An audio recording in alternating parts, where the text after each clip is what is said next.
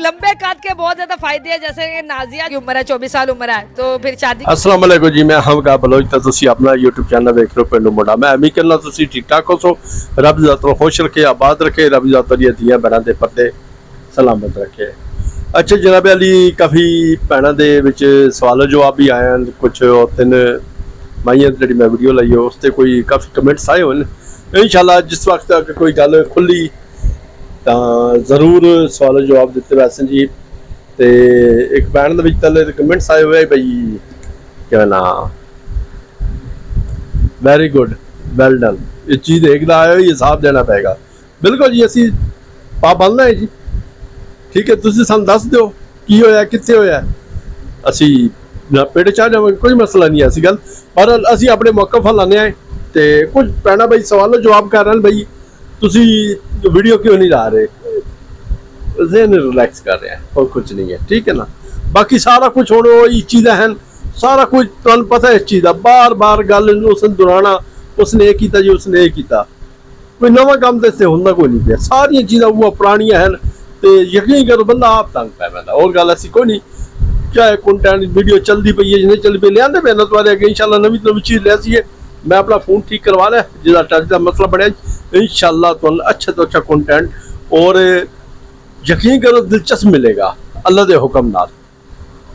बहरहाल अज ही बड़ा दिलचस्प एक कंटेंट तो लैते आया है तो इंशाल्लाह बई तुहानू वेखण च ना मज़ा आएगा। बई ये तुसीं हुण मैनूं दसना अपने कमेंट्स बॉक्स दे विच, क्या ये खूबी है या ऐब है, ठीक है।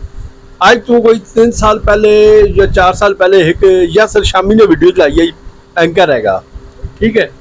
तो उसने बंदा विखाया जी 7 फुट का, ठीक है, माशाल्लाह 7 फुट का करते, ठीक है, चंगा तगड़ा काटे।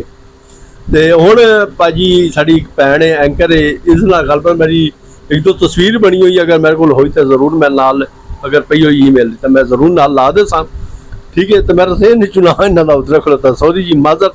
इन्होंने एक वीडियो लाई है तो उस वीडियो के क्या बात जी, एक साड़ी भैन है उसका नाम नाजिया है तो उसका माशाल्लाह कद जो 7 फुट के करीब है। तुसी नाल वेख रहे हो, मेरे कभी वीडियो चली हुई है पाजी इतना कद।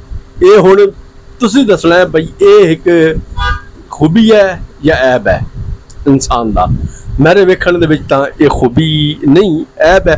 हुण माशाल्लाह उस आदि पई है जी रिश्ता तेरा होया 24 साल की उम्र है, रिश्ता तेरा होया या नहीं होया। उस आगे जी रिश्ता की हो मेरे लेवल का कोई बंदा नहीं मिलता पाया।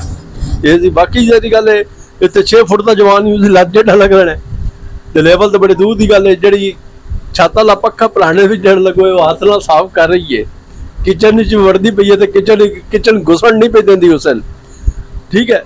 तो कद सब तो छोटा ही एक ऐब है तो बड़ा बहुई ये ऐब है, दरमियाना कद होना चाहिए। बाहरों खुदा की जात ने उसने दे छड़िया और तुसी नाल नाल वीडियो में चलाई हुई है थले तुसी वेख रहे हो दे छड़े जी। यस उस आके हुण इसने गल की है जी मेरे लेवल का नहीं मिलया। देखो जी दस शामी आज तो 4 साल पहले खड़े हुए तो लेवल का ये गलबन तो भी कोई फोटा का उम्मीद है बई ये सिर कट दो सी भाई।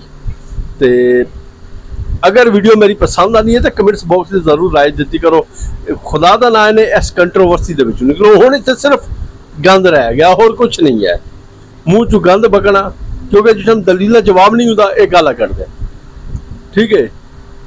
तो एवं ही काम शकी होया तो बहरहाल नहीं असी तो यकीन रिलैक्स थोड़ा जहा ना ईजी हो रहा है, सारा कुछ वेख रहा की हो रहा की नहीं हो रहा ईजी।